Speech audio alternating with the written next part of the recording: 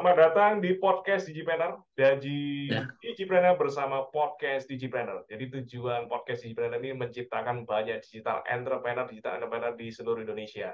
Dan Digipreneur Podcast juga bisa didengarkan di Spotify, Google Podcast, Apple Podcast, Audacity, dan banyak platform podcast lainnya. Kamu juga bisa buka di trainerdigital.com.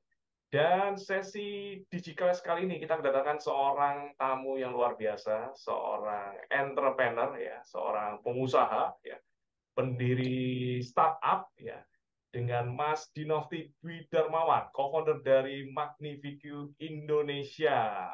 Selamat siang, salam siang Mas Mas Dinof. Roy, apa kabar nih? Baik, baik, baik, alhamdulillah. Baik-baik, gimana di Jakarta? Di Kabarnya Jakarta mulai rame nih, orang mulai sudah rame mulai ya. kembali. Di kemarin kan ini ya, sempat liburan ya. Nah, sekarang sudah ramai semua ya, jadi sudah Ya, mulai beraktivitas ya. Nah, ini Mas Dino kan sebagai ini ya, sebagai co-founder ya dari ya, mm-mm. Magnifique Magnifique Indonesia. Ya.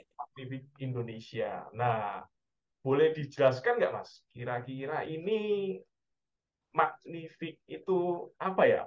Indonesia ini apa sih startupnya? Di bidang apa? Oke, thank you Mas Roy. Eh, Perkenalkan, kami dari Magnifique Indonesia. Magnifique Indonesia itu sendiri merupakan sebenarnya kita tuh menyebutnya sebagai perusahaan agensi komunikasi. Jadi kita jadi kita membantu bagaimana perusahaan-perusahaan bisa mendeliver komunikasi mereka dalam bentuk 360, yaitu bisa dalam bentuk PR, activation, dan juga kreatif. Untuk Magnifique Indonesia sendiri itu kita berdiri sejak tahun 2008, starting dari public relation company. Terus kemudian kita berkembang, berevolusi dengan mempunyai divisi EO yang kita sebut activation, dan juga kemudian berkembang lagi punya divisi kreatif, sehingga sekarang kita bisa menyebut diri kita adalah 360 yang itu yang tadi aku bilang Mas. Jadi kita bisa punya communication secara menyeluruh 360 lah kita bilang.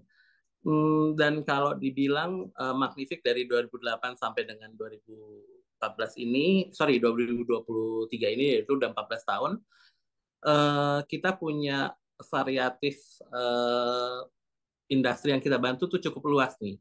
Kita mulai dari beauty, juga ada movie, ada dekoratif, banking, otomotif, dan properti. Banyak juga ya berarti ya. Cukup luas Luas nih ya. Mas, makanya Oke, oke. uh, so far sih dari awal berdiri sampai sekarang kita sekarang tuh sudah kurang lebih membantu 80 lebih perusahaan 80 dan company ya. juga ya 80 company, dan sekarang kita Magnifique sendiri sangat bersyukur sekarang kita juga punya sekitar 70 profesional di dalam yang membantu untuk menjalankan semua program kita. Ya kurang lebih seperti itulah Mas. Timnya sudah 70 orang berarti ya. Iya, Nah, sudah banyak juga kliennya 80 lebih ya. Jadi anggapannya digital agensi, communication agensi yang sudah cukup disegani di Jakarta ini, Pak. Apalagi ya di kita berusaha kita berusaha untuk menjadi local agency yang cukup bisa dipandang lah untuk menjadi alternatif, karena sekarang kan kalau di Jakarta orang mungkin lebih kenal lebih dengan multinational company agency ya gitu. betul. Saya dengar juga kliennya sudah ini ya, udah ada Dian Sastro Foundation ya. Jadi Itu salah satu program CSR kita sih Mas. Jadi kebetulan karena kita punya hubungan yang cukup dekat dengan Yayasan Dian Sastro, dan kebetulan kita punya visi yang sama, sehingga kita mencoba membantu bagaimana perusahaan yang ingin punya CSR juga berkolaborasi dengan Yayasan Dian Sastro untuk membuat aktivitas-aktivitas CSR. Salah satunya itu yang kita bantu adalah kemarin itu sekolah-sekolah di NTT. Jadi kita membuat CSR dengan Yayasan Dian Sastro untuk membantu sekolah-sekolah di NTT. Jadi kita menyumbang buku, mendirikan perpustakaan, seperti itu sih. berarti Yang kalau tentu disupport oleh klien-klien kita ya.